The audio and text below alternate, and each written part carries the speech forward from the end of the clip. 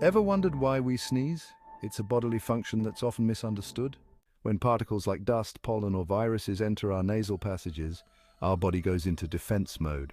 Inside our nose are tiny hairs called cilia. Their job? To catch these unwanted particles.